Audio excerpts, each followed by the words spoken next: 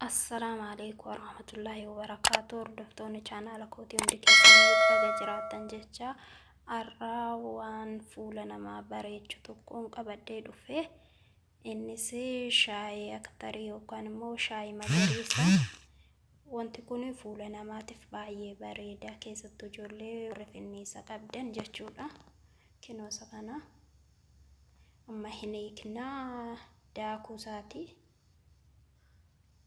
Diimaa odoon ta'e magariisa, shaayii magariisa jechuudha. Bishaan ho'aa finne itti naqna. Abbaa tokko godhachuu dandeessanii, abbaa lamas godhuu dandeessanii. Baay'ee tokko bareedaa, keessattuu ijoolleen fuulli keessan finnisni isin irratti yaa'e, finnisni yeroo isin irraa badu gurraachaa bakki finnisni bade suni maaliif yeroo baay'ee waan nyaata hojjennuuf jennaan ijoolleen biyya Arabaa artan fa'aa qilleensa fi nyaata hojjechuu wajjin baay'ee fuulli namaa hin badaa jechuudha. Bishaan ho'aatti naqanneerra.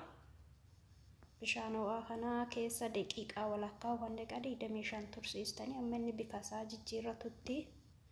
San booda bishaan isaatis gadi naqxanii bishaanumaa fi qola isaa kana wajjin dibattanii daqiiqaa 25 ofirra teessistanii baay'ee tokko bareedaa. Finnisaa bakka godaannisa finnisaa ni balleessa.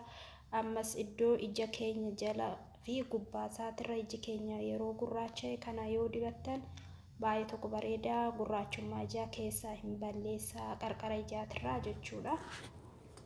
Akkasii yeroo dibattan immoo daqiiqaa 25 hanga 30 ofirra tursiistanii san booda hin dhiqattanii. Warri maatii kooti faaraa taatan subscribe, like, share gootanii akka maatii koo taatan isiniin jedha.